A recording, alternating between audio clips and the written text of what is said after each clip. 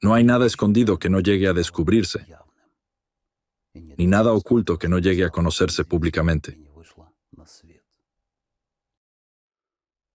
¿Recuerdan cómo en Rusia llamaban a Alatra, una secta ucraniana y americana creada por el Servicio de Seguridad de Ucrania?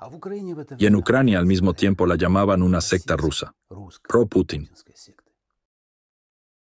Por alguna razón, muy pocos se hacían la pregunta: ¿por qué se hace esto? ¿A quién le conviene? ¿Quién lo está haciendo? Como resultado de esta extraña paradoja artificialmente creada, para muchos comenzaron acontecimientos bastante desagradables. Persecuciones, reputaciones arruinadas y causas penales. Algunos fueron encarcelados, otros abandonaron su país. Como resultado, muchos de ustedes, incluso ahora, a nivel subconsciente, me perciben como un sectario, pro-Putin o pro-CIA. Da igual, un sectario con el cerebro lavado, ¿verdad? No voy a justificarme ante nadie. Al contrario, en este video les voy a mostrar cómo ni siquiera les lavaron el cerebro. No, les violaron el cerebro. Y lo más importante, ¿quién y cómo lo hizo? Con pruebas, con hechos, desglosado por partes, como siempre. Ha llegado el momento. También ha llegado el momento de ayudar a las fuerzas del orden a ver la magnitud del asunto, de ayudar a los organismos de investigación. Esta serie es sobre todo para ustedes. Y primero, un poco de contexto. Para quienes me ven por primera vez, llevo más de 1 año y medio haciendo esta investigación. He grabado 23 episodios. Y sinceramente, hace 1 año y medio, lo admito, al mirar atentamente estas fotos, realmente no podía entender cómo podían esos abuelitos barbudos de Razirs tener tanta influencia secreta, tanto poder, métodos de manipulación y engaño tan sofisticados, técnicas tan eficaces para influir en la conciencia de las masas. Lograron violar el cerebro de toda Rusia. Sí. Lograron imponer sus reglas del juego, sí.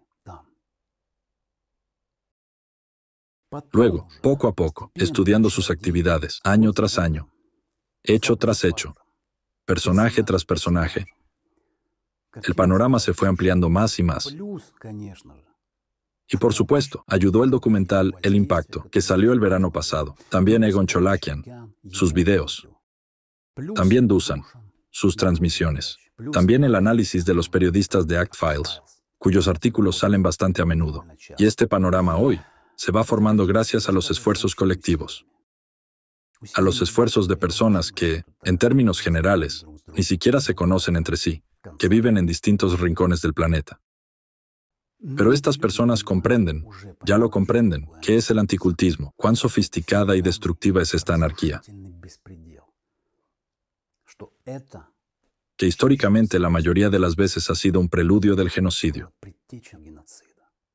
A mí también me tomó mucho tiempo entender el papel del anticultismo en los intentos de desestabilizar y destruir Ucrania, entre otros. Y no solo Ucrania, por cierto. Su frente es mucho más amplio y global. Esto no se ve. Está a plena vista, pero no se ve. Nadie lo entiende. Nadie le presta atención. Pero atención, en lo que hoy está ocurriendo, el genocidio del pueblo ucraniano, su culpa es evidente y colosal. Y a eso, espero, también llegaremos. Por ahora, en este episodio, nuestra tarea es ver, iluminar y entender cómo actuó su agente en Ucrania. Uno de ellos, y qué logró hacer este topo prorruso. Y antes de comenzar, quisiera expresar mi agradecimiento al SBU, el Servicio de Seguridad de Ucrania, así como a los investigadores y jueces. La verdad, no sé exactamente a quién dirigir este agradecimiento. Pero en resumen, agradecimiento a las personas que han conservado la mente clara, el honor y la conciencia en estos tiempos difíciles. Y la noticia principal, la noticia más importante de hoy, a la agente de Razirs. En Ucrania finalmente se le ha abierto una causa penal. Aún no figura en el registro público, según me han dicho, pero ya está en el registro accesible a los abogados. En la serie de videos que seguirá, trataremos de desenredar esta maraña e iluminar los rincones oscuros. Porque aquí no se trata del artículo 161. No, aquí es claramente el artículo 111, Traición a la patria.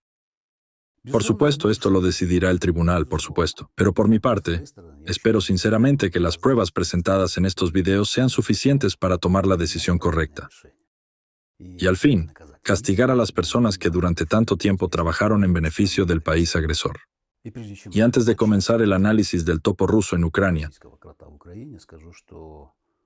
diré que hemos acumulado suficiente material sobre él.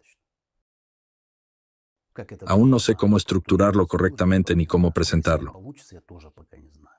Tampoco sé cuántos episodios resultarán. Para comprender qué es Razzirs, esto es más bien para los investigadores. ¿Y quién es Dworkin? En mi canal hay varios videos. Sin embargo, eso no basta. Les recomiendo encarecidamente que vean el documental El Impacto, The Impact, y que visiten el sitio en inglés, actfiles.org. ¿Cómo buscar información allí? Es sencillo. Escriben en el buscador la palabra Dworkin y listo. Comienzan a leer los artículos. No sé qué tipo de monstruos analíticos trabajan allí, pero procesan un océano de información y lo hacen de forma profesional. Levantan archivos web, hacen capturas de pantalla, analizan, recopilan una base de pruebas. De la misma forma pueden buscar allí información sobre Razzirs, la Asociación Rusa de Centros para el Estudio de Religiones y Sectas. En Google no encontrarán nada ni sobre Razzirs, ni sobre Dworkin. Todo ha sido borrado o reemplazado en los primeros resultados de búsqueda con contenido positivo sobre ellos, etc. Pero en ActFiles, si escriben Razzirs, en inglés en el buscador, allí está todo. Personalmente, no sé inglés, así que para leer, uso el traductor del navegador. Puedo anticipar una pregunta lógica. ¿Por qué guardamos silencio antes, teniendo esta información?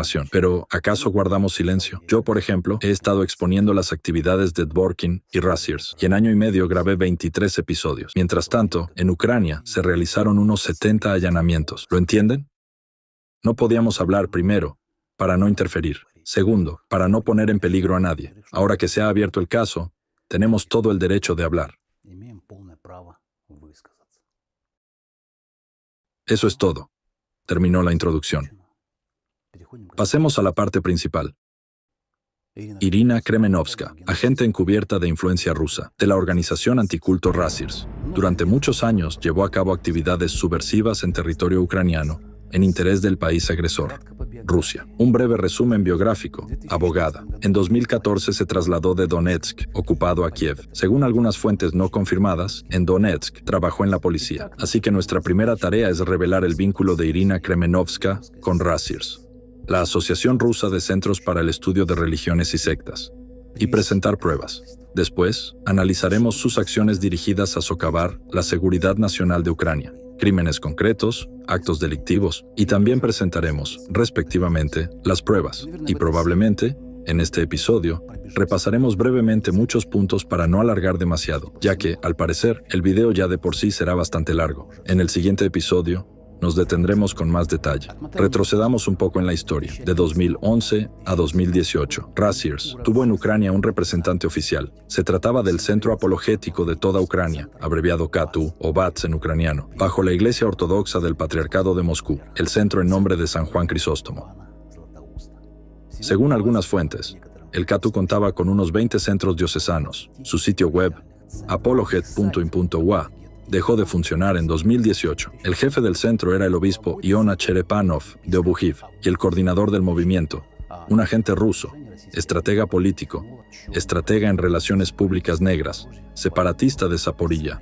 Era Pavel Broid, agente oficial de Razzirs. Ese mismo Pavel Broid que apareció en las filtraciones de Surkov Leaks, si alguien lo recuerda. En el sitio ActFiles hay un artículo analítico extenso al respecto. Broid trabajaba directamente en la desestabilización de Ucrania y en el socavamiento de su seguridad nacional, y lo reportaba abiertamente a sus supervisores en Moscú. Definitivamente volveremos a él más adelante, porque su caso ilustra claramente qué tipo de trabajo subversivo realizaban los agentes de Razzirs en Ucrania y deja ver sus objetivos y tareas. El mismo Pavel Broide lo describió todo. El sitio apologet.in.ua ya no existe desde hace tiempo, pero en el grupo de Facebook, entre los administradores del Centro Apologético de toda Ucrania, encontramos a Rogatin, otro agente de influencia ruso que también apareció en el documental El Impacto, The Impact. Uno de los primeros en difundir la idea de que Ucrania está aquejada de satanismo, vinculado al nazismo, fue Vladimir Rogatin, miembro correspondiente de la Federación Europea de Centros de Investigación e Información sobre el Sectarismo, FECRIS. Por una notable coincidencia, este individuo lleva a cabo sus actividades en Ucrania, a la vez que es un activo portavoz de los anticultistas rusos. En 2014, empezó a explicar la causa del Euromaidán, atribuyéndola a la influencia nociva de los nuevos movimientos religiosos. Añadió que también estaban detrás de lo ocurrido en Ucrania en 2004, es decir, de la Revolución Naranja. La discriminación ha alcanzado un nivel cualitativamente diferente. Debemos reconocer que no solo había cristianos ortodoxos y uniatas, también había neopaganos, baptistas y diversos movimientos implicados en las protestas de Maidán. Esto coincidía totalmente con las opiniones del vicepresidente de FECRIS, Alexander Dworkin, quien ya había hecho declaraciones similares anteriormente. Vimos que el primer Maidán fue impulsado enteramente por neopentecostales, que eran las principales fuerzas activas. El segundo Maidán tuvo un componente religioso más complejo, en el que participaron no solo cultos, sino también la Iglesia Uniata, que pertenece a la Iglesia Católica Romana. Sin embargo, los uniatas ucranianos son un caso especial y en muchos sentidos, en general, tienen, podría decirse, también una mentalidad cultista. Bueno, también había neopaganos y cienciólogos. En 2014, Rogatin participó en una conferencia anticulto en la ciudad rusa de Yuzhno-Sajalinsk, donde compartió mesa con la cúpula de Rassirs, Alexander Dworkin, Roman Silantiev y el abogado de Rassirs, Korelov. Aquí lo tienen, el último a la derecha. El centro apologético de toda Ucrania cesó su actividad en 2018. Broid desapareció mucho antes. Rogatin y muchos otros también huyeron de Ucrania antes de ese año, pero Iona Cherepanov sigue sirviendo en su organización eclesiástica. Y así, en 2017, aparece en escena Irina Kremenovska, quien empieza a dedicarse, en esencia, a lo mismo que hacía el Katu, solo que bajo otra fachada. Según los hechos que presentaremos a continuación, queda claro que Kremenovska tomó el relevo de Broid. Bajo su coordinación se encontraba una red de portales informativos que continuaban la propaganda de la narrativa rusa de Rassirs en Ucrania. Vamos a enumerarlos. Primer canal. Centro de Investigaciones Económico-Jurídicas, CIEG. El centro fue registrado en 2017. Su sitio web oficial comenzó a llenarse activamente de contenido a partir de 2018. elresearch.center. Directora, Irina Kremenovska. Segundo canal, boletín, habla, vilneslovo.com. Comenzó a operar en 2017, o más exactamente, de forma más activa a partir de 2018. Kremenovska era su editora en jefe. Tercer canal, Antisecta. Este portal anticulto abiertamente prorruso también comenzó su actividad en 2017. Kremenovska era su autora más frecuente. Cuarto canal, antisecta.org, que aún mantiene un grupo en la red social, Odnoklasniki. Ahora establezcamos la conexión entre estos cuatro proyectos. En 2017, Kremenovska, junto con su cómplice, Alexei Sviatogor, crearon el Centro de Investigaciones Económico-Jurídicas, CIEG.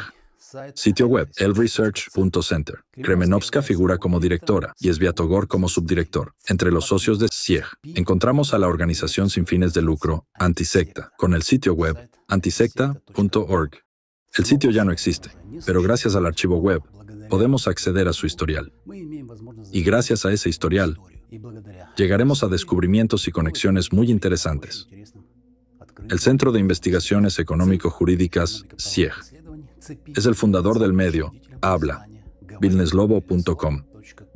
En la versión del sitio de 2019 también se indica que su fundador es CIEG. Sin embargo, en la versión de 2020, esta mención desapareció. Además, hasta 2023, en el recurso, habla, se indicaba que Irina Kremenovska era su editora en jefe. Esto sugiere que los materiales principales del sitio se publicaban con su participación y con su aprobación. A partir de 2023, el editor en jefe de Vilneslovo aparece formalmente como Raymond Kalambai, uno de los autores del sitio.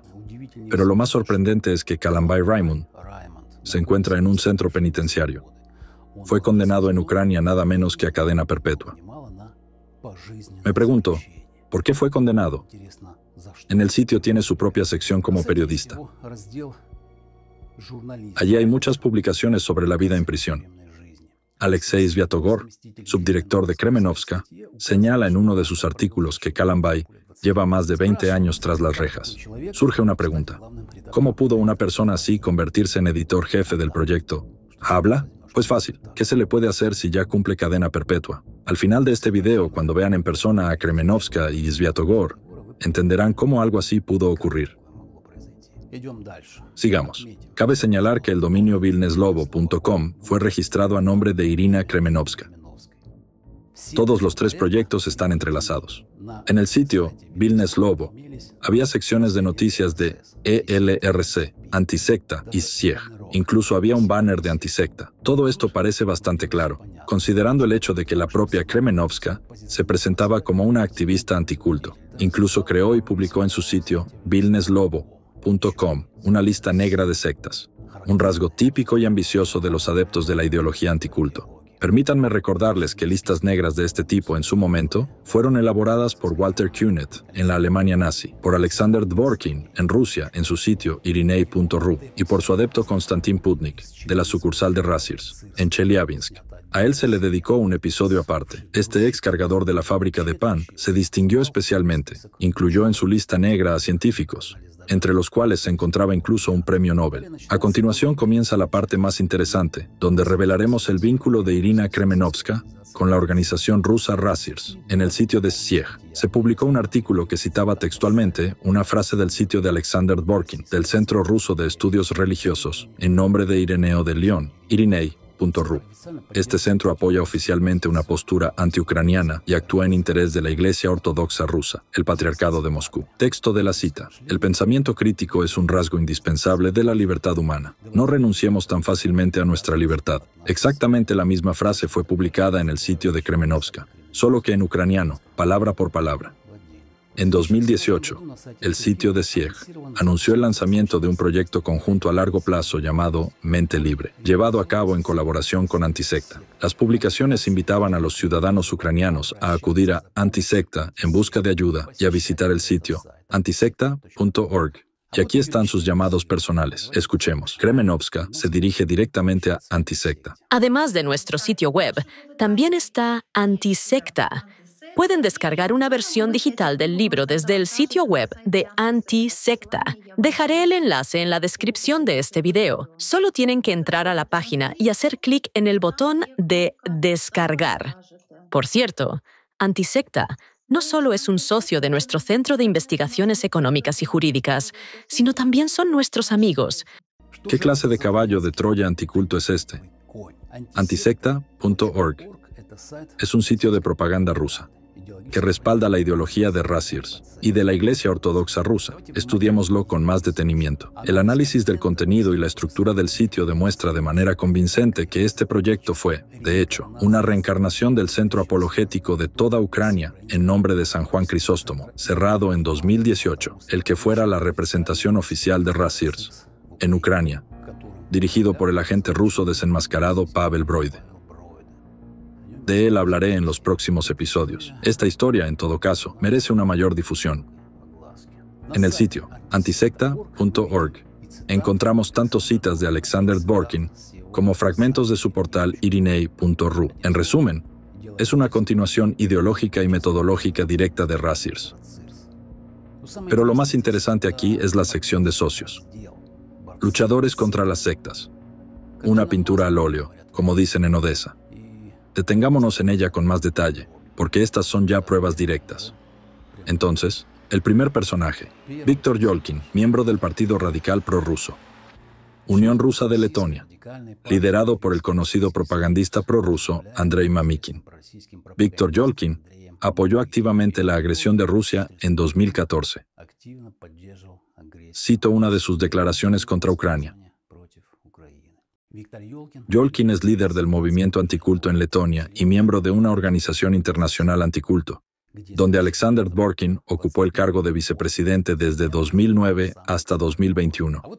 Aquí tienen las fotos, Dworkin y Yolkin juntos.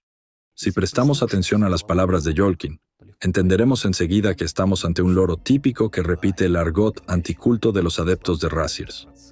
En el sitio Act-Files hay 2 artículos dedicados al rastro anticulto ruso en Letonia. Aquí van. En 2018, Yolkin y Nikiforov organizaron una conferencia internacional de Fekris en Riga, que reunió a muchos líderes del movimiento anticulto. Escuchemos algunas declaraciones de Viktor Yolkin. Cita.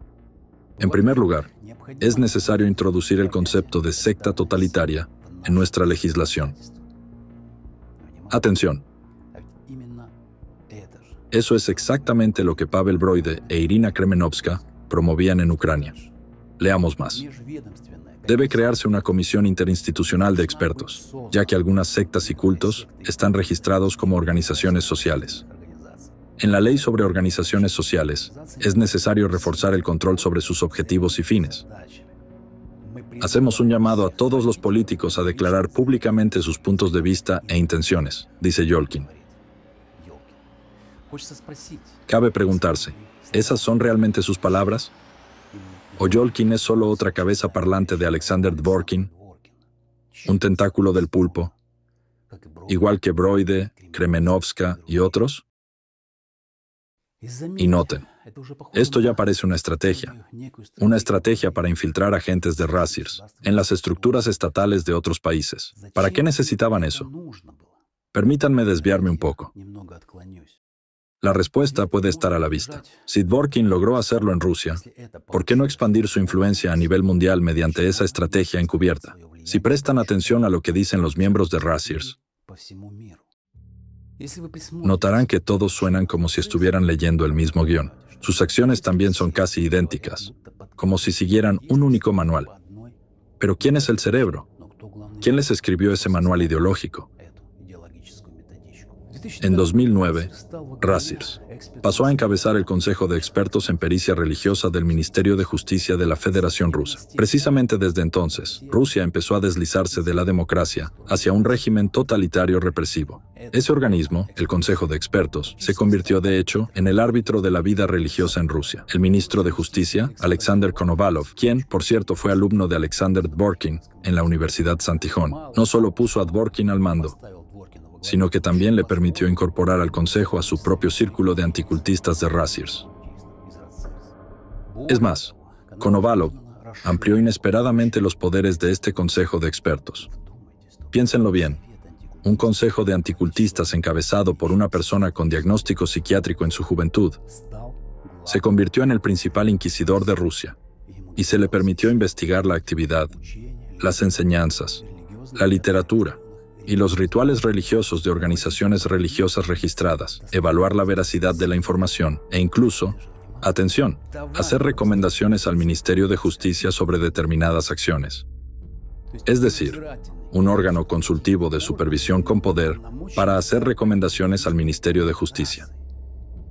Lo explicaré de forma aún más clara. Una persona con una obsesión maníaca por etiquetar a cualquiera que no le guste como sectario, a todos los que no son ortodoxos, para destruirlos, encerrarlos en cárceles, borrarlos de la faz de la tierra, como ocurre hoy con los testigos de Jehová y muchos otros. Pues bien, ese maníaco con un trastorno mental, un xenófobo, se convierte en un mega experto, árbitro, juez supremo, que en la sombra marca la dirección del desarrollo del Estado, que domina las religiones y el destino de millones de personas.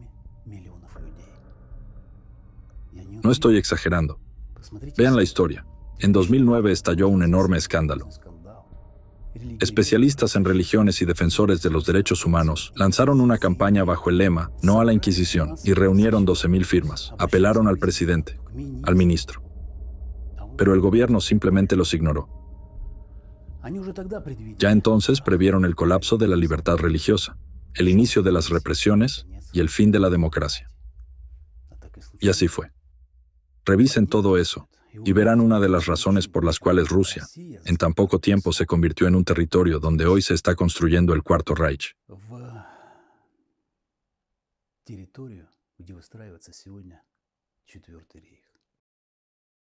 Y si él, Dworkin, logró hacerlo en un país y nadie entendió cómo sucedió, ¿por qué no repetirlo en otros países? Disculpen la digresión, pero sin ella será difícil entender qué es Dworkin, qué es Razirs, y qué significa su poder sobre sus mentes. Después de todo, ellos cambiaron la legislación, la reescribieron para cumplir sus propios fines. Pisotearon su constitución, se la metieron en el culo, deformaron el cristianismo ortodoxo hasta hacerlo irreconocible, entre otras cosas. Le lavaron el cerebro a la población de forma radical. Ese es un tema grande aparte. Así que volvamos mejor a Irina Kremenovska.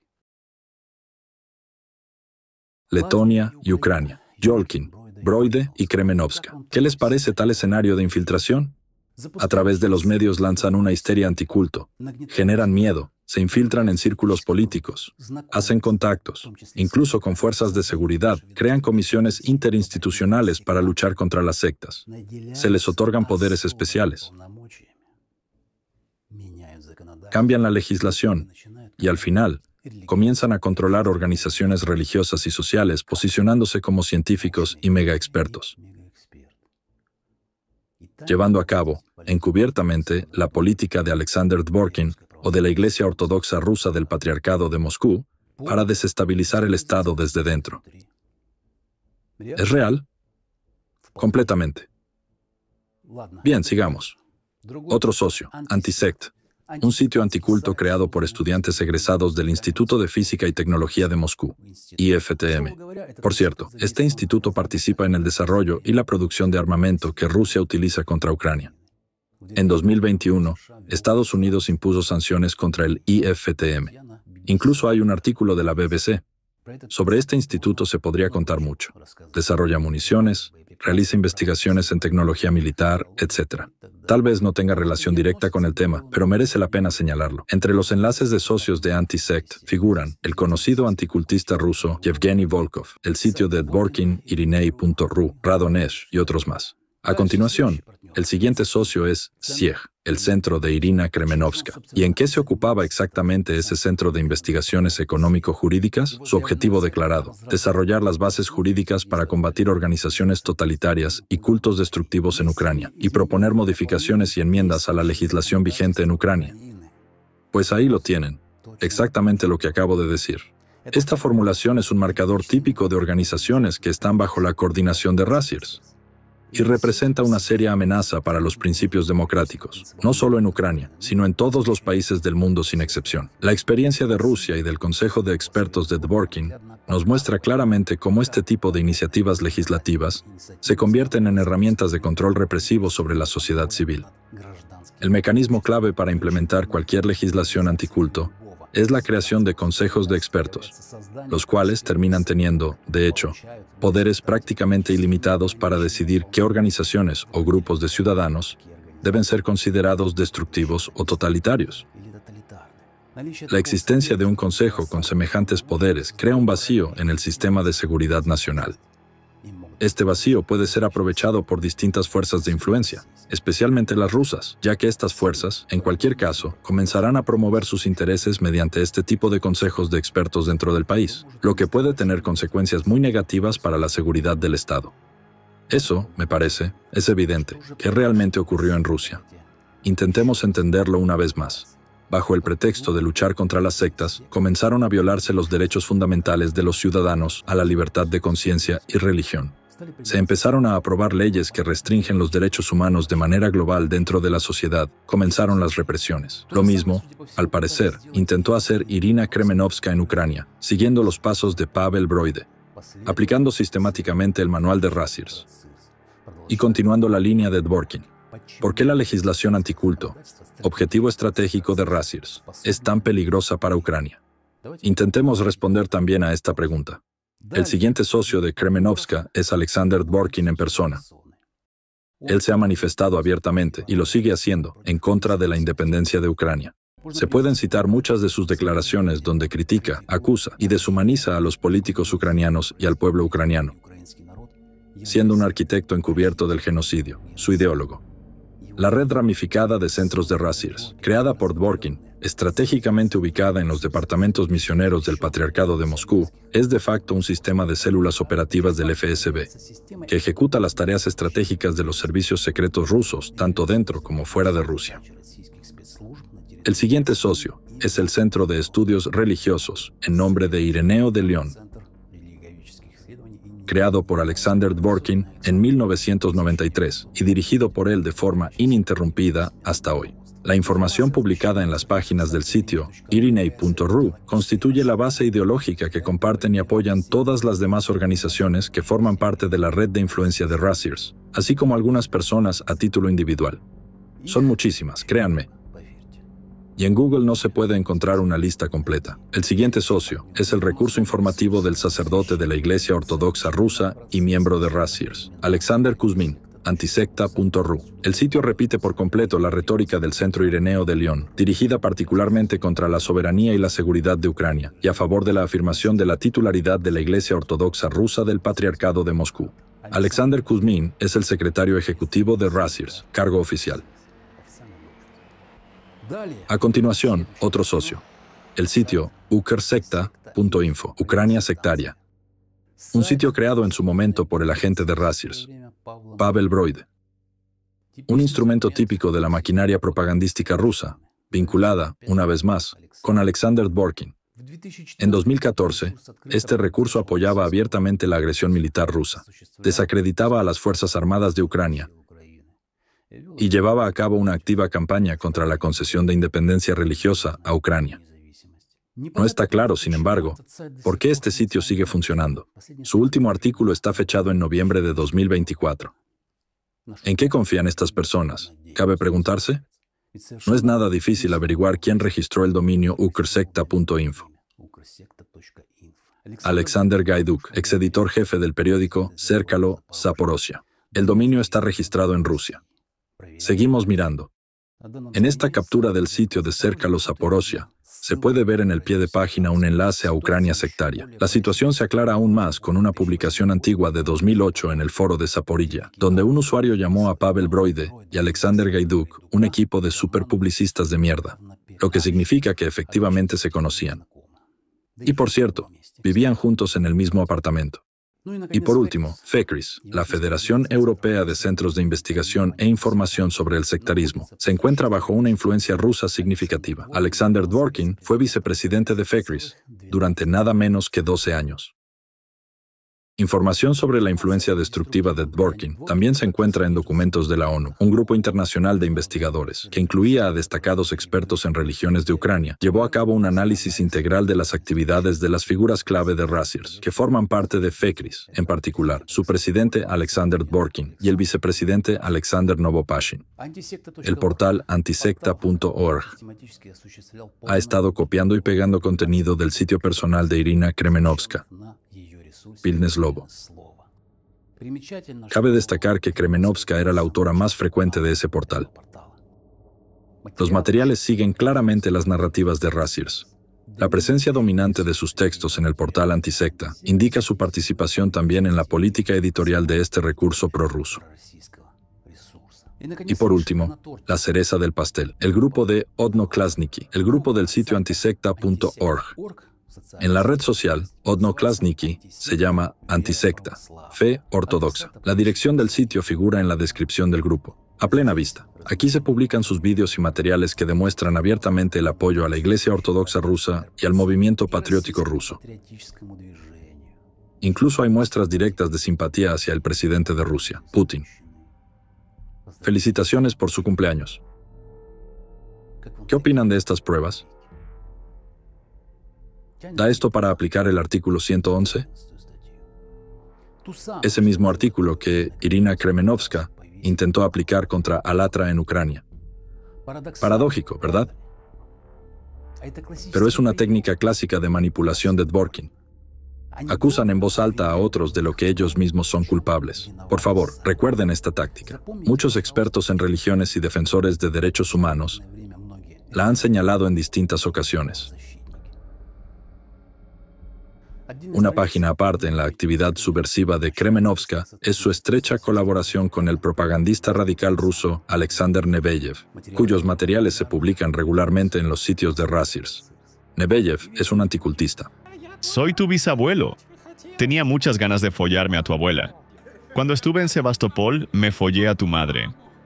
Está familiarizado con Dvorkin y apoya su línea ideológica. Esto se puede rastrear claramente en un ejemplo concreto, como la publicación sobre los supuestos peligros de la práctica del yoga para los reclusos. Parecería que Misulina y Dvorkin han escrito un disparate delirante. Todos se ríen, pero el experto serio Neveyev los respaldó. Por cierto, permítanme recordarles que Alexander Neveyev participó en la campaña de descrédito contra el movimiento Alatra, organizada por los agentes de Rasiers, en 2020. En el sitio web Vilnes Lobo, donde Irina Kremenovska es autora y editora principal, el nombre de Alexander Neveyev aparece decenas de veces. Además, el portal anticulto del vicepresidente de Rasirs, Alexander Novopashin, Ansobor.ru, publicó una copia del artículo de Vilnes Lobo, con fotografías de Kremenovska y Neveyev, así como un enlace directo al sitio ucraniano.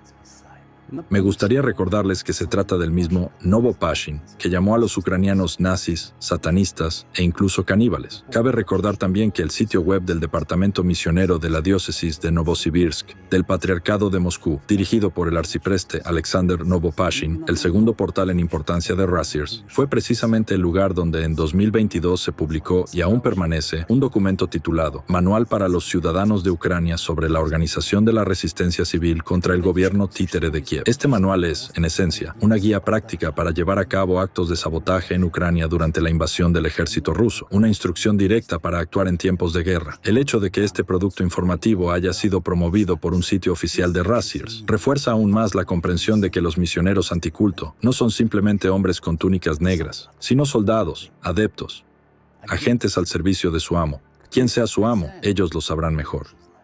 Pero con Dios no tiene absolutamente nada que ver.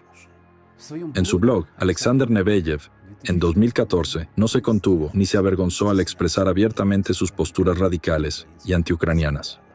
Y la misma Irina Kremenovska no dudaba en recomendar en sus artículos y videos que se prestara atención a la opinión del experto ruso Neveyev. En la práctica, ella lo promocionaba en Ucrania. Neveyev sembraba odio hacia Ucrania y Kremenovska lo promovía dentro de Ucrania. Lean ustedes mismos lo que él afirmaba. Se pueden citar muchas declaraciones similares. Y entonces naturalmente surge una pregunta. ¿Lo sabía Irina Kremenovska? Por supuesto que lo sabía, y actuaba con plena conciencia. Por ejemplo, hay un video en YouTube del 6 de diciembre de 2018 en el que ella recomienda explícitamente prestar más atención a la opinión del especialista, candidato en ciencias psicológicas Neveyev, e incluso proporciona un enlace directo a su contenido. Es un tema aparte, y aquí les recomiendo que presten más atención a la opinión del especialista, candidato en ciencias psicológicas, Alexander Neveyev. El enlace al video lo encontrarán en la descripción. Aquí tenemos un artículo del 21 de febrero de 2014, en el que Neveyev divide a los ucranianos entre Hogli y ucranianos,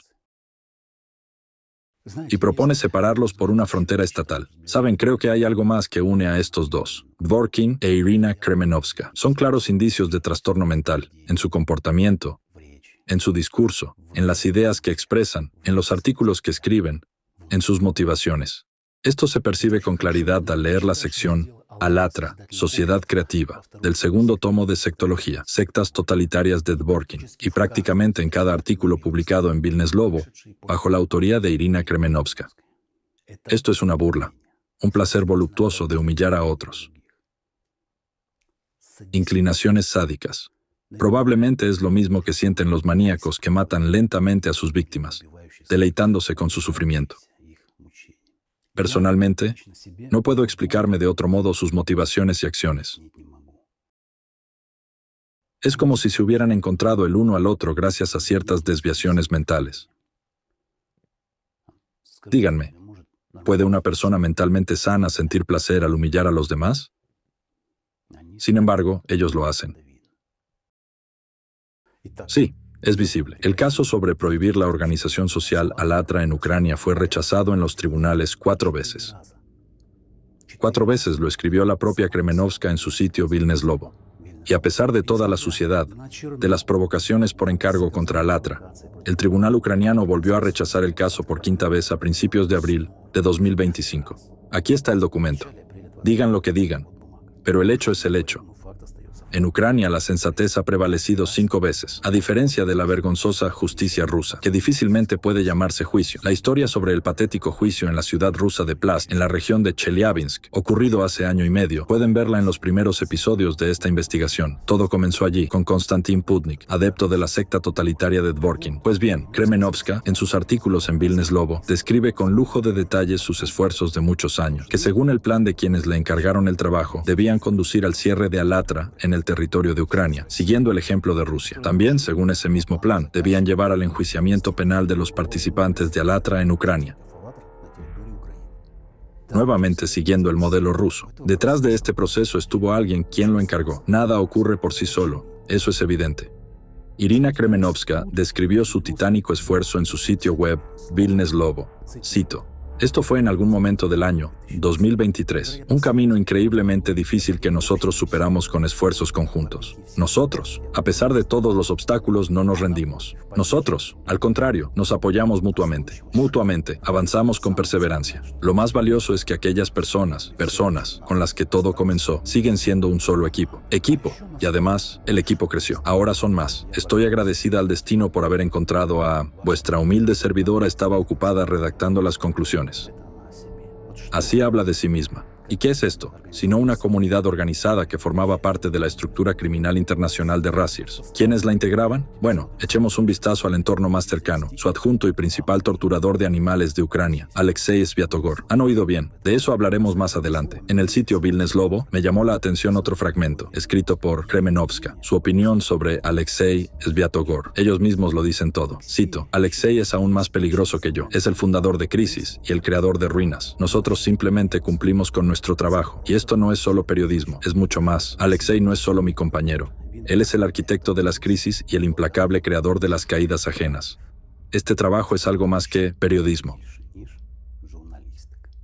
No dejo de hacerme una pregunta. ¿A qué se dedicaban realmente estas dos personas? Esta también es una pregunta para la investigación. Miren más. Durante 8 años no dejó de molestar a los investigadores, al SBU, a la fiscalía, a los tribunales, como si no tuvieran nada mejor que hacer. ¿Y el resultado?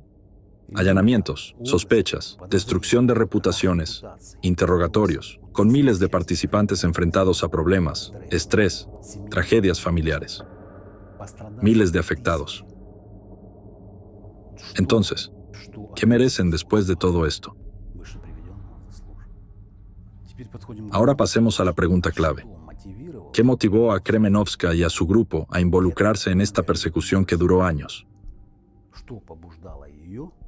¿Qué la impulsó a perseguir incansablemente a la organización Alatra? ¿En Ucrania durante 8 años?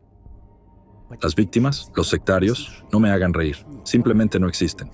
Solo un par de egoístas resentidos que esperaban que los llenaran de elogios por un solo día que pasaron en una organización de voluntariado. Si puedes, ayuda. Si no puedes, no estorbes.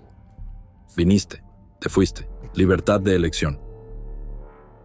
¿Cuál es el problema? El problema lo tienen solo los resentidos. Si quieres, puedes hablar de la amenaza climática, involucrarte, grabar videos e informar al público. Si no, simplemente sigues con tu vida. Ahora voy a publicar el video y luego volveré a mis asuntos, a ganarme la vida. Eso es todo. Pero volvamos a la pregunta. ¿Qué impulsó a Kremenovska a perseguir a la organización Alatra en Ucrania? Le rechazaron 4 veces. Y aún así seguía presionando a todo el mundo. Pero ¿cómo funciona eso, maldita sea? Lo diré de otra manera. ¿Quién se dedicaría a esto gratis? Durante años. Solo puedo imaginarme los costos financieros involucrados, cuánto tiempo se dedicó a ver videos y leer libros. Ella escribía opiniones y artículos para el sitio web, viajaba para conocer personas y establecer relaciones. Esta persona inició procedimientos legales 5 veces. ¿Se imaginan cuánto tiempo y plata costó todo eso? Permítanme compartir mi opinión. Esto generalmente lo hacen personas a las que les pagan muy bien. Nadie va a hacer algo así gratis. Es irreal, especialmente personas como Kremenovska y Sviatogor. Los han visto en persona. Para quienes llegaron hasta el final de este video, hay una sorpresa. Pido disculpas de antemano por la calidad. YouTube se negó a dejar pasar este video, pero yo creo que la sociedad ucraniana debe verlo para entender si realmente necesita a este tipo de miembros.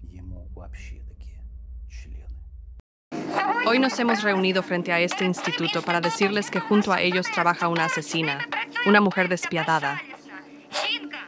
Esta multitud indignada frente al instituto en Kiev quiere atrapar y destrozar a una sola persona, una respetada investigadora científica acusada de matar cruelmente a perros.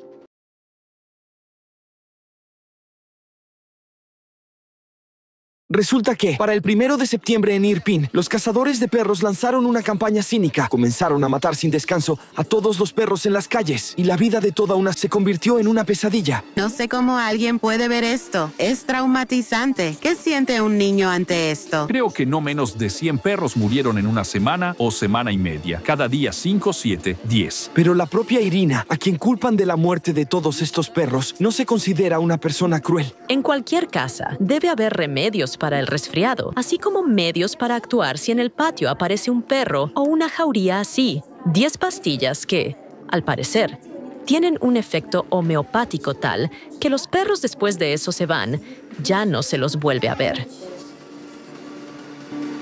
¿Y qué? ¿Somos unos sádicos que torturan a los perros? Últimamente, en nuestra ciudad está ocurriendo un verdadero infierno. Todos los días se encuentran cadáveres de perros en las calles, se escuchan sus aullidos mientras mueren. Estábamos descansando, tomando café, eran las 6 de la tarde, había mucha gente, niños, en pleno centro. Vimos que se acercó un perro, pero al principio no entendimos qué le pasaba. Solo notamos que se sentía mal. El perro cayó al suelo y luego comenzaron esas convulsiones. Simplemente temblaba. Trataba de levantarse, de huir, de regresar. Corría hacia la gente. Yo intenté sujetarlo para que no corriera hacia la calle. Era envenenamiento. Cuando empezó a salir espuma por la boca, se golpeaba la cabeza contra el asfalto. Mueren en unas convulsiones terribles, pierden el control. Es simplemente horroroso. El perro murió literalmente en nuestros brazos, jadeando, gritando durante 20, tal vez 30 minutos. Simplemente gritaba. Es horrible. Es un espectáculo absolutamente espantoso. No sé cómo describirlo con palabras normales.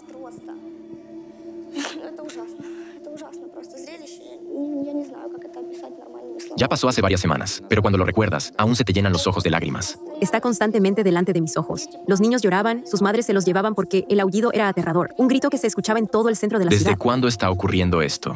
Los primeros casos así fueron en el mes de junio. Ahora, en agosto, ya era en cada calle. Todos murieron. La gente desde sus apartamentos oye a los perros aullar de dolor por la noche. Durante el día, salen de sus edificios y encuentran un perro tirado con espuma en la boca justo en la entrada.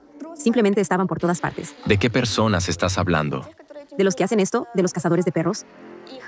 Sus comentarios en las redes sociales, cómo disfrutan, cómo saborean lo que han hecho. Simplemente no entiendo cómo se puede escribir sobre esto con tanta calma. ¿Cómo se puede hablar de ello con tanta tranquilidad? Resulta que existen muchísimos sitios web de cazadores de perros completamente oficiales. El encabezado. Atención, campaña. Del 20 al 31 de agosto de 2016 se declara una campaña internacional para la eliminación de perros callejeros, con el objetivo de preparar los asentamientos para la visita segura de niños a los centros educativos. En la ciudad nadie quedó indiferente. Incluso quienes estaban en contra de los perros, al ver estas muertes y lo terriblemente que mueren, también se indignaron. Toda la ciudad está furiosa. No hay una idea de liberar la ciudad de perros callejeros. Lo único que hay es la idea de matar animales, porque todo se hace sin distinción. Y estos asesinatos ocurren de manera bastante cruel. Un adulto que ha visto esto lo sigue recordando hasta hoy. Y esa imagen está frente a los ojos de Taya todos los días. ¿Y qué pasa con los niños? Dima, ahí está la cuestión. Los niños que presencian esta escena son niños que sufrirán físicamente las consecuencias. Son personas que han vivido un trauma. Son residuos emocionales que la psique de un niño no puede procesar. Nunca. Ese trauma se vive el resto de la vida. Yo, como madre, como ciudadana, como ser humano, estoy horrorizada de que esto esté ocurriendo aquí, con nosotros. No puedo imaginarme cómo voy a seguir hoy, sentada aquí, viendo a este ser que sonreía desde la pantalla y hablaba sobre el botiquín casero. Dima, estar aquí sentada hoy es increíblemente difícil para mí. Si simplemente imaginamos que mañana destruyen a todos los perros, pues, considerando su sed de sangre, no se van a detener en los perros. Van a querer ir más allá. Empezarán a limpiar las calles de personas que, según ellos, se comportan mal o que no tienen hogar. Sabes, por muy horrible que suene, hay una parte de verdad en lo que dices. Es una necesidad psicológica de torturar a alguien más débil. Lo que está ocurriendo es una justificación de esa necesidad de sadismo. El sadismo, como fenómeno, es sin duda una patología. Estoy completamente de acuerdo con ustedes. Los siguientes serán los indigentes.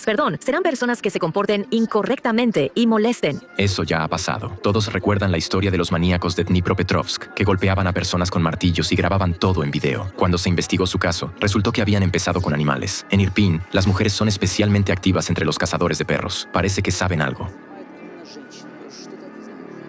Hasta este verano no sabía que vivía una persona así en nuestra ciudad. Ahora simplemente me da miedo saber que caminamos por las mismas calles. Si una persona es capaz de hacer algo así, basta con que algo le estalle en la cabeza. Una mujer en la cabeza de la cual, como tú dices, podría estallar algo. Es abogada, trabaja en un instituto en Kiev, está escribiendo una tesis. Lo más terrible es que la propia Irina está convencida de que actúa.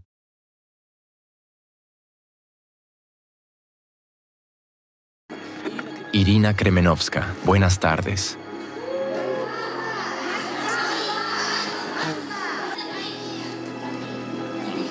¿Usted entiende las reacciones de la gente? No del todo. Bueno, usted tiene un pasatiempo. Usted es una cazadora de perros, ¿verdad? Tengo muchos pasatiempos, pero los perros callejeros deben ser eliminados, tal como lo prevé la ley ucraniana de protección. ¿Eliminados? ¿A qué se refiere? ¿Usted simplemente envenena a los perros? ¿A cuáles exactamente? Nombres, lugares, fechas, pruebas. ¿A qué se refiere? En la calle los recogen del suelo. Irina, no me tome por idiota. ¿Usted personalmente envenena perros? Cuando una jauría de perros se me lanzó encima. Irina, se lo repito, le hice otra pregunta. No le estoy preguntando si los perros la mordieron. Y en ese momento no tenía otra opción. Le pregunto, ¿usted envenena a los perros? Así como a ratas, cucarachas, mosquitos. No, pare. Y perros. ¿Por qué lo hace? Los servicios municipales. Cuando nadie reacciona. Si los perros. O sea, usted asumió esa responsabilidad de una forma bastante peculiar. ¿Lo entendí bien? Sí, desde hace muchos años en Ucrania funciona el programa llamado Captura, Esteriliza, Devuelve. Pero nosotros tomamos otro camino, el modelo indio. Y sabemos qué estadísticas tan horribles hay en... Ahora vamos a repetir lo que dice... ¿Cómo ocurre eso? ¿Con qué las envenena? No es veneno. Es un medicamento para la tuberculosis. Bueno, hasta donde yo sé. Cuando investigué las propiedades de este medicamento, lo leí en Google. No soy veterinaria. Escriben que los perros después de esto se vuelven muy dóciles, dejan de morder y se trasladan a otro lugar. ¿Desaparecen? Sí, bueno, al menos. ¿Se disuelven o qué? No lo sé, simplemente dejamos de verlos. ¿Sabe usted lo que les pasa a los perros después de que ese medicamento entra en su organismo? Bueno, cura la tuberculosis, eso es seguro. Pero usted claramente no está tratando de curarlos de tuberculosis, ¿verdad? Está intentando matarlos de esta manera.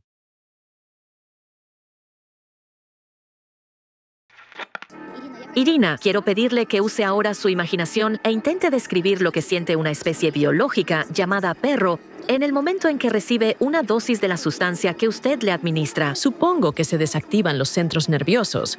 Se desconecta la conciencia. Bueno, el estado es similar a la euforia. ¿Qué quiere decir con ese término? Actividad motora incontrolada, quizás.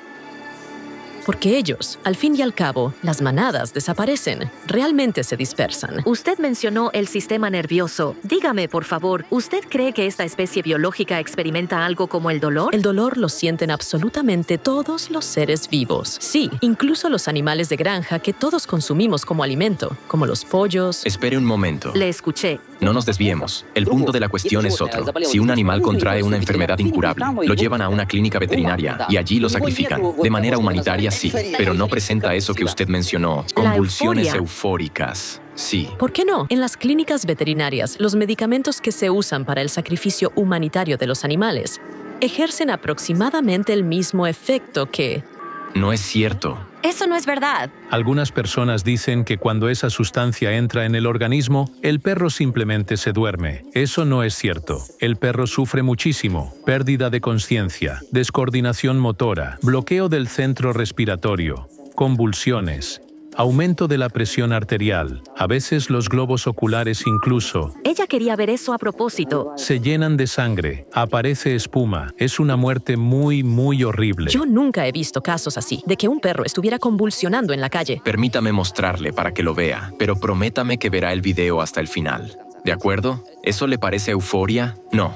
Mire allí. Claramente no es lo mismo que sucede en el consultorio de un veterinario cuando debe sacrificar a un animal enfermo, ¿verdad? Bueno, nunca he presenciado el trabajo de un veterinario que mata animales. No me ha tocado. ¿Pero usted ha observado lo que sucede después de sus acciones? ¿Cómo se desplaza el perro? Nunca. ¿Y por qué no? Hay que asegurarse de que la sustancia haya sido ingerida por el perro. ¿Y si lo comió un gato o un niño? Un niño no podría recogerlo de ninguna manera, porque alimentar a los perros con la sustancia se hace exclusivamente de forma dirigida, de la mano directamente al hocico. ¿Usted personalmente le da esto de la mano a un perro concreto? ¿A un perro callejero? Sí, personalmente con su mano. Solo así. La ciudadana les da de la mano a perros que no representan ningún peligro. Un giro inesperado. Bueno, no importa. He visto muchas veces cómo en la calle la gente le da algo a los perros. Hay que entender que la zona de alimentación es el territorio del perro. Y donde hay territorio de un perro, él lo va a proteger de todos los extraños. Usted cambia de tema con mucha habilidad, pero aún así me gustaría escuchar la respuesta a mi pregunta. Usted le da el veneno al perro con su mano y luego no observa qué ocurre. Eso no es veneno. Entonces, ¿para qué le da usted esa sustancia? Para tratarle de la tuberculosis, porque no es veneno. Es un medicamento. ¿Y usted le diagnosticó esa enfermedad? Todos los perros callejeros ¿Están enfermos de tuberculosis? propagan toda una serie de enfermedades peligrosas. Mire, usted dijo que no observa lo que pasa después con el perro. Lo que no entiendo es por qué los niños tienen que ver eso. Yo me pregunto, ¿qué es más aterrador para un niño? ¿Ver un perro muerto o perder un ojo, una extremidad o la vida? ¿Quedar discapacitado? ¿Está usted familiarizada con las estadísticas de ataques de animales a niños? Sí, he estudiado también las estadísticas. Dígamela. Hablemos concretamente de la ciudad de Irpin. En toda Ucrania, desde 2008, el número de ataques y de consultas médicas por lesiones, especialmente en niños, comenzó a aumentar en un 25 a 30%. Son datos de investigadores que estudiaron toda la estadística de estos casos. ¿Y cuántos niños exactamente? Porque si eran 2 niños en toda Ucrania y luego aumentó un 20%, ni siquiera sé cómo interpretarlo. ¿Un cuarto de niño? Cuando simplemente un perro pasó corriendo. Estadísticas. ¿Cuántos niños al año son atacados por perros? En los últimos años, esa cifra no ha disminuido en absoluto en la ciudad. ¿Puede darme el número exacto? Irpin, para dar la cifra exacta. ¿Cuántos? Irina, ¿cuál es la cifra exacta? ¿Puede dar al menos alguna cifra? Yo analicé las estadísticas de mordeduras y ataques, incluidas las de perros callejeros, y publiqué los resultados en un artículo científico. Son muchísimas cifras. No puedo citar ahora todos los datos. La revista se llama Modelización Matemática en Economía. Si es su artículo científico, debería recordarlo. Tengo más de 100 trabajos científicos, entre ellos sobre temas de seguridad nacional, derecho económico. Quiero leer en voz alta lo que esa persona escribe en las redes sociales, en Facebook. ¿Es Irina quien escribe eso en redes sociales? Sí, es Irina, exactamente. He entornado la ventana y estoy escuchando atentamente. Escucharé los gritos de «Hola, arcoíris». Hablar de las sinfonías llevaría mucho tiempo. En resumen, a veces pueden durar bastante y otras veces no las hay. Una vez, en la casa de campo, ofrecía una manada de nuestra calle por la mañana. Apenas llegué, alrededor de las 8. La sinfonía, más bien un coro, empezó después de las 10 y duró 2 horas. La señorita lo disfruta. ¿Usted de verdad considera que el aullido de un perro moribundo es una sinfonía? Pues claro que no. Entonces, ¿para qué lo escribió? Yo no escribí eso. Tengo una página en la red social Facebook, pero definitivamente no hay nada de eso publicado allí. Hay un foro donde usted podría haberlo escrito. Aquí tenemos una captura de pantalla del foro de los cazadores de perros. ¿Sabe quién es Capibara? No tengo idea. ¿De quién es ese apodo? ¿No lo sabe? Mucha gente escribe en diferentes foros, de cocina, de... Hay personas que la identifican a usted como Capibara. Mis colegas me conocen por mi nombre real, porque no tengo nada que ocultar. Entonces tengo una noticia interesante para usted. En 2015, activistas por los derechos de los animales lograron hackear el foro No a las Plagas. Ellos nos entregaron la correspondencia de uno de los usuarios con una persona que en ese sitio se hace llamar el principal cazador de perros de Ucrania, Alexei Sviatogor, y sus mensajes ofrecen fundamentos sólidos para suponer que Irina Kremenovska se registró en el foro precisamente bajo el nombre de Capibara. Dios mío, Dima, me parecía que no había nada más aterrador que lo que mostrabas en la televisión, cómo muere un perro. Pero lo que vemos en este estudio es aún más aterrador y triste. Está sentada una mujer joven que niega por completo todo lo que la humanidad ha cultivado durante miles de años. El amor, el entendimiento mutuo, la calidez. ¿Cómo se explica usted lo que está ocurriendo? Si supuestamente está haciendo una buena obra, ¿por qué hay tanta negatividad hacia usted? ¿De dónde tanta negatividad? De que se está avivando artificialmente. A los cazadores de perros no los odian tanto por envenenar a los perros callejeros. A los cazadores de perros los odian por su postura, por justificar que estas manadas no deben estar en las calles, en las escuelas, en los jardines. Entonces quiere decir que todas estas personas son idiotas y no entienden que los perros callejeros en un parque infantil son un peligro. ¿Nadie aquí lo entiende? Para algunas categorías de personas, los perros callejeros son una fuente de ingresos, más exactamente, una forma de mendigar dinero a ciudadanos confiados supuestamente para tratamientos o para refugio temporal. Entonces, ¿por qué están enfadados con usted? Porque estamos rompiendo sus esquemas, especialmente en lo que respecta a... ¿Qué esquemas? ¿Quién tiene esquemas? ¿Quién de los presentes aquí tiene esquemas? Vamos. No, Irina, de verdad, está yendo demasiado lejos. Por su propia voluntad, el jefe del departamento de policía. Muchas gracias por ello. Por supuesto que lamento que el artículo 299 sea tan indulgente con este tipo de personas. No es la palabra correcta. En realidad, no soy una persona emocional, es que tengo un trabajo así. Pero aún así, es difícil contener las emociones. Ahora estamos mirando a estos cazadores de perros. ¿Por qué siquiera los llamamos cazadores de perros? Primero que nada, son sociópatas, enfermos. Lo que al principio rechazábamos con firmeza y ahora ya estamos dispuestos a debatir. Eso es precisamente el problema de nuestra sociedad, lo que se conoce también como la ventana de Overton. Cuando cosas que antes eran completamente inaceptables para la sociedad, poco a poco se introducen y se empieza a hablar de ellas. Y estos individuos enfermos lo adoran, hablan de ello, se hacen reconocidos. Todo esto es un problema. O sea, ya los estamos llamando cazadores de perros, ¿sí? ¿Qué clase de cazadores de perros? Son torturadores de animales, sádicos, sociópatas. Y esas son, en realidad, las palabras adecuadas. Personas que, de esta forma, reciben una enorme atención ahora, obtienen sufrimiento, obtienen una satisfacción sádica, casi sexual. El principal torturador de animales del país, Alexei Sviatogor. Buenas tardes. Siéntate.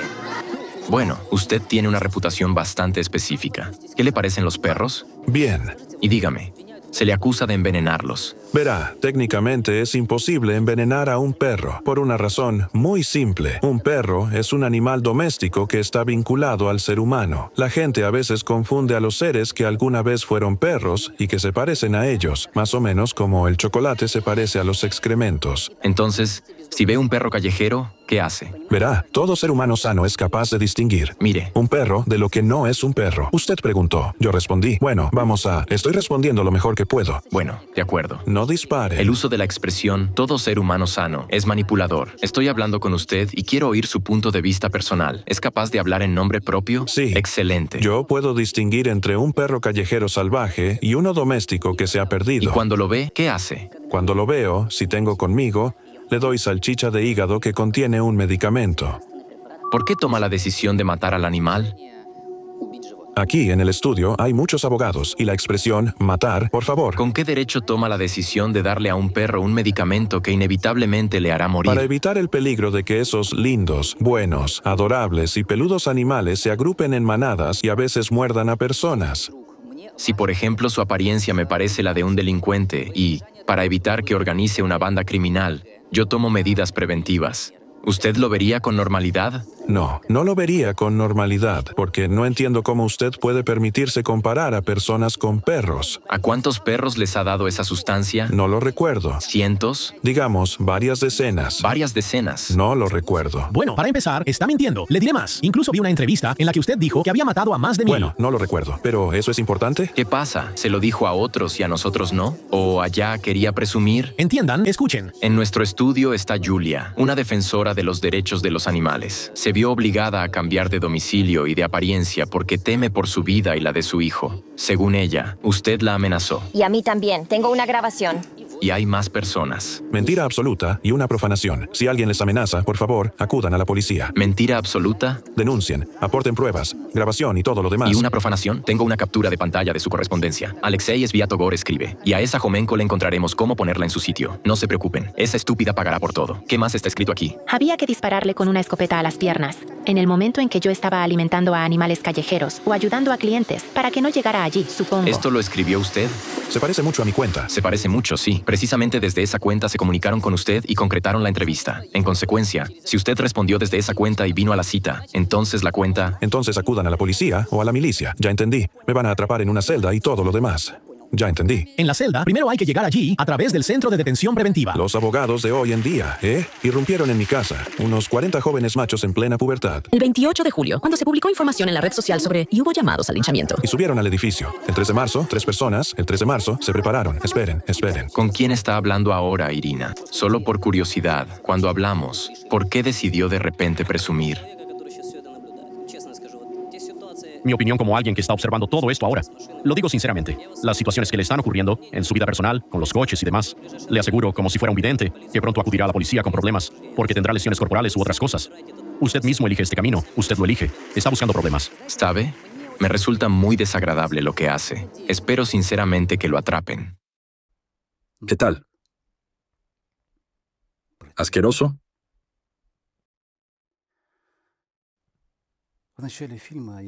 Al principio del video he prometido que les mostraría cómo les violaron el cerebro. Esto es para quienes todavía consideran a Alatra una secta.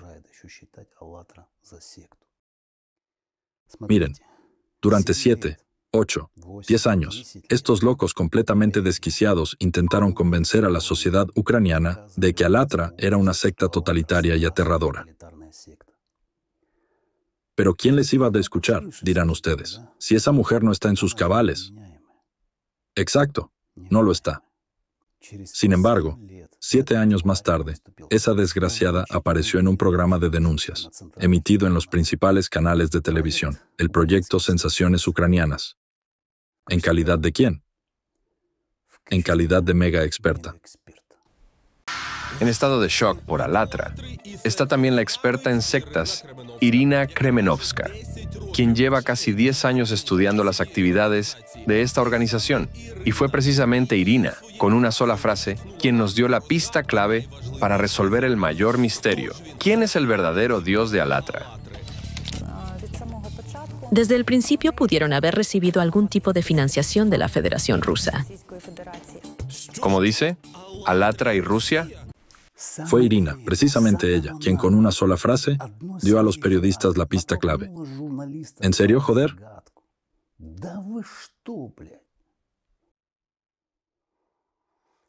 La agente rusa de Rasirs, Irina Kremenovska, cagó la propaganda rusa a la cabeza de los ucranianos.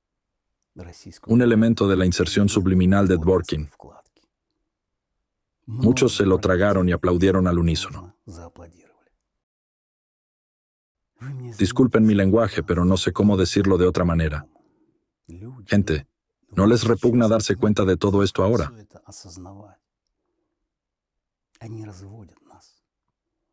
Nos están engañando. Están tratando de destruir en nosotros todo lo mejor. ¿Por qué se lo permitimos tan fácilmente? Porque todo se compra y se vende. Dinero.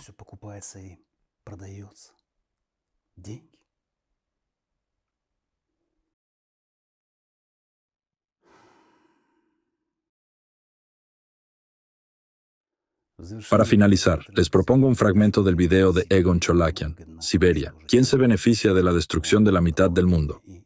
Aporta al tema y lo explica con aún más claridad. Y esto es especialmente crucial. La secta de Dvorkin y sus operativos a nivel global son, en realidad, fáciles de identificar.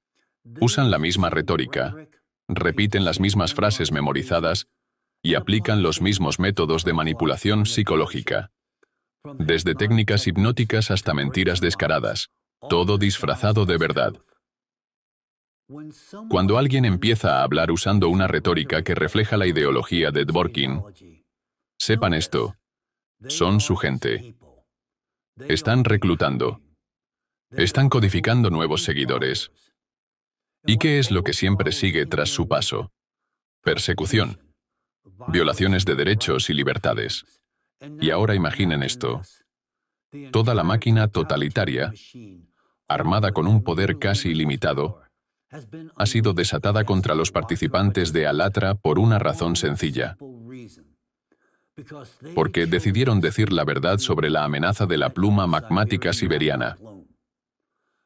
Dvorkin y sus seguidores han desplegado toda la fuerza de su secta, cada conexión, cada palanca de influencia, para desacreditar primero a los participantes de Alatra y los datos científicos que han presentado. Y esto no solo en Rusia, sino también en Ucrania y en países europeos. Tras esta campaña orquestada de difamación, en 2023, Alatra, por orden de Dvorkin, fue declarada una organización indeseable en Rusia. Los exparticipantes enfrentaron redadas, procesos penales basados en peritajes falsificados, interrogatorios con torturas y sentencias de prisión. Bajo tal presión, cientos de exparticipantes de Alatra se vieron obligados a huir de Rusia. Mientras tanto, la secta de Dvorkin ha comenzado a aplicar el mismo escenario en Ucrania. Hoy, en Ucrania, esta secta alineada con Dvorkin ha logrado iniciar procesos penales contra personas decentes, participantes de Alatra, ciudadanos ucranianos, respetuosos de la ley, que no han hecho daño a nadie, pero que han intentado compartir la verdad sobre desastres geofísicos naturales y amenazas globales. Ahora, estas personas están siendo señaladas como acusadas en casos penales fabricados por los sectarios de Dvorkin. Están siendo perseguidas con las mismas tácticas utilizadas en Rusia. Y todo esto está siendo ejecutado por los adeptos de la secta de Dvorkin. ¿Qué tienen en común las acusaciones contra Alatra en dos países tan diferentes como Rusia y Ucrania? Todos los afiliados a la secta de Dvorkin pueden identificarse de forma inequívoca por su plantilla ideológica, metodológica y lingüística uniforme. Se apoyan en las mismas técnicas agresivamente persistentes de manipulación y supresión. Y una vez que se reconoce su firma, se vuelve evidente que las narrativas difamatorias que sirvieron de base para las acusaciones contra el movimiento Alatra, tanto en Rusia como en Ucrania, son idénticas. Literalmente se reflejan la una a la otra. Esto no puede ser una coincidencia. Es la marca de una única fuente centralizada, la mano de los sectarios de Dvorkin. Las mismas personas que fabricaron cargos contra los participantes de Alatra en Rusia continuaron su labor en Ucrania y ahora están impulsando la misma retórica difamatoria en toda Europa, la misma narrativa de calumnias, las mismas tácticas, los mismos métodos que Dvorkin y sus seguidores han perfeccionado durante años. Y en este mismo momento, esos métodos están siendo aplicados contra Alatra en Ucrania. Y desde América, podemos verlo con claridad. Así que debe hacerse la pregunta: ¿realmente lo desconocen los servicios responsables en Ucrania? ¿O simplemente eligen no verlo? Recientemente he recibido información confiable de que ciertos miembros del Servicio de Seguridad de Ucrania, SBU, y de la Fiscalía General de Ucrania saben que el principal instigador detrás de la persecución de los voluntarios de Alatra en Ucrania es un agente de la organización rusa Razirs. Por eso hago solo una pregunta lógica e inevitable. ¿Cómo es posible que no se haya abierto una investigación penal contra este agente de la organización rusa Razirs? ¿Acaso no es evidente que el caso que este agente inició contra los participantes de Alatra en Ucrania contiene acusaciones claramente similares a los mismos cargos penales inventados contra los participantes de Alatra en Rusia, hasta en los más mínimos detalles?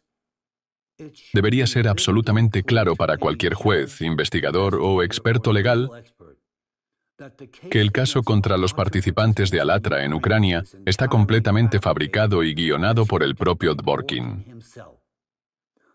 ¿Por qué nosotros, aquí en Estados Unidos, podemos ver con total claridad estas manipulaciones llevadas a cabo por los sectarios de Dvorkin en Ucrania, pero ustedes, en su propio país, no? Me dirijo directamente a los servicios de inteligencia de Ucrania, a los miembros de la Verkhovna Rada, al liderazgo del país y al propio presidente Zelensky. ¿Por qué este agente de Dvorkin, conocido por su acoso sistemático durante años contra el movimiento Alatra por orden de Razirs, sigue sin estar bajo investigación? ¿Por qué sigue siendo el denunciante principal en un caso construido enteramente sobre sus juicios subjetivos? Este seguidor de Dvorkin ha admitido públicamente haber tenido como objetivo a Alatra durante más de 5 años. Además, su retórica e ideología son una copia directa de las doctrinas de la secta totalitaria de Dvorkin. Y el caso que él mismo inició contra los participantes de Alatra contiene acusaciones idénticas a las utilizadas en Rusia, hasta en los más mínimos detalles. ¿No es eso suficiente para reconocer la influencia de una fuerza oculta dentro de las instituciones de investigación y seguridad de Ucrania? ¿De verdad no saben quién es esta persona? ¿O simplemente están fingiendo que no lo saben? Además, resulta evidente para cualquier juez, investigador o experto legal que el caso contra los participantes de Alatra en Ucrania está completamente fabricado. ¿Acaso esto no indica que una fuerza oculta, una estructura de poder paralela rusa, está operando ahora detrás del gobierno ucraniano, expandiendo poco a poco su influencia en Ucrania, utilizando exactamente la misma metodología que ya empleó en Rusia? En Rusia, ya ha conquistado una enorme influencia, y ahora en Ucrania, avanza por el mismo camino, actuando a espaldas de sus propios diputados, arrastrándolos hacia la persecución de Alatra. La persecución de los participantes de Alatra, tanto en Rusia como en Ucrania, no es un caso penal que refleja la persecución de individuos que perpetran acciones criminales. Es un acto de persecución política cuidadosamente redactado por un autor ruso. Resulta descaradamente evidente que esta puesta en escena lleva el sello inconfundible de la casa Razirs, desde Rusia. Ahora me dirijo a quienes forman parte de la Fiscalía de Ucrania, del Servicio de Seguridad de Ucrania y del Poder Judicial. Recuerden que el artículo 19 de la Constitución de Ucrania existe. Según ese artículo, todos los órganos del poder estatal están obligados a actuar estrictamente sobre la base de la ley. La ley existe, y también existe la confianza del pueblo en ustedes. El pueblo espera que actúen en su interés, no en el interés de la secta rusa de Dvorkin. Sin embargo, hoy, las acciones emprendidas en Ucrania contra Alatra, copiadas directamente del manual ruso, podrían indicar que hay personas dentro de los sistemas judiciales y de seguridad ucranianos que no están sirviendo a los intereses del pueblo de Ucrania, sino a los intereses de la secta de Dvorkin. De lo contrario, ¿por qué la retórica acusatoria en Ucrania refleja con tanta precisión la utilizada en Rusia? Lo que estamos presenciando es una burla a la justicia. Y, trágicamente, es una demostración vívida de la influencia que la secta de Dvorkin, con raíces en Rusia, ya ha adquirido sobre las instituciones ucranianas. Para respaldar estas palabras, permítanme llamar su respetable atención sobre un fragmento de video que no puede ser ignorado. En él, el propio Alexander Dvorkin admite, personalmente, que tiene agentes operando dentro de Ucrania con quienes mantiene comunicación directa en secreto, en plena guerra. Esto no son rumores ni especulaciones. Son sus propias palabras. Una cita directa. Padre Alexander Kuzmin, como secretario ejecutivo, puede decirnos cuántos centros y miembros tiene actualmente Razirs y cómo se coordinan entre ellos. Bueno, la mayoría de las diócesis tienen departamentos misioneros o catequéticos dentro de su estructura. Y la mayoría de las diócesis, hasta donde yo sé, forman parte de Razirs. Incluso incluye algunos centros en Bielorrusia y también en el territorio de Ucrania. Sí, y en Kazajistán. Bueno, solía haber en el territorio de Ucrania. En este momento, lamentablemente, esos contactos han sido cortados. Es decir, todavía tengo contacto personal con algunas personas que actualmente están en Ucrania, con quienes mantengo relaciones amistosas y un fuerte entendimiento mutuo. Pero, claramente, están corriendo riesgos importantes, así que solo nos comunicamos a través de canales verificados. Es comprensible que no puedan participar abiertamente en las actividades de Razirs en este momento. Sin embargo, sí tenemos un experto en sectas muy activo en Razirs, un sacerdote de Lugansk, que anteriormente era miembro asociado porque Lugansk no formaba parte de la Federación Rusa. Pero ahora es miembro pleno, como ciudadano de un territorio que ahora forma parte de la Federación Rusa. Así que esa es la situación con nuestros amigos, colegas y socios afines en Ucrania. Solo tenemos que esperar a que esta situación se resuelva para que nuestro contacto y colaboración abierta puedan reanudarse plenamente. Ustedes mismos lo acaban de escuchar. Dvorkin admite personalmente que mantiene contacto con los seguidores de su secta dentro de Ucrania. Y son ellos, actuando por orden suya, quienes están orquestando la persecución contra Alatra, donde quiera que comienzan a operar los discípulos de su secta. Los derechos constitucionales terminan y comienza la represión. Y siempre es lo mismo, el mismo patrón, la misma firma, el mismo método. Porque se trata de un mismo sistema represivo. Una secta totalitaria internacional liderada por Dvorkin, construida sobre una ideología extremista y terrorista. Y la persecución penal de los inocentes voluntarios de Alatra es la prueba de ello. Por eso hoy me dirijo directamente a los representantes de las instituciones ucranianas que están implicados en la persecución del movimiento Alatra, a quienes han decidido seguir una voluntad ajena en lugar del sentido común y la ley. ¿Acaso no se dan cuenta de que están ejecutando las órdenes del líder de una secta totalitaria, el señor Alexander Dworkin? Entonces, ¿quién es en ese caso el verdadero traidor a su país? ¿Aquellos que están salvando vidas? ¿Aquellos que han defendido la paz durante años? ¿Aquellos que se arriesgan por la seguridad de sus hijos, de sus padres, de su país? ¿O aquellos que ahora actúan siguiendo las instrucciones de un hombre de Rusia, un hombre que está expandiendo su secta totalitaria, profundamente implicada en actividades criminales? ¿Están realmente dispuestos a obedecer las órdenes de Dworkin, olvidando su juramento, su constitución, su conciencia? ¿Por qué ustedes, representantes del gobierno ucraniano, no están defendiendo los intereses del pueblo, ni los intereses de la humanidad, sino que están persiguiendo activamente a quienes están haciendo todo lo posible por evitar el colapso de este mundo, a quienes están tratando de proteger a sus seres queridos, a sus familias y a ustedes mismos? Por favor, tómense un momento y háganse esta pregunta tan simple. ¿A qué intereses están sirviendo? A los intereses de la secta totalitaria de Dworkin. Estas son personas que, siendo la encarnación misma de una fuerza extremista y autoritaria, etiquetan como secta a todos aquellos que se les oponen para desviar la atención de su propia naturaleza sectaria.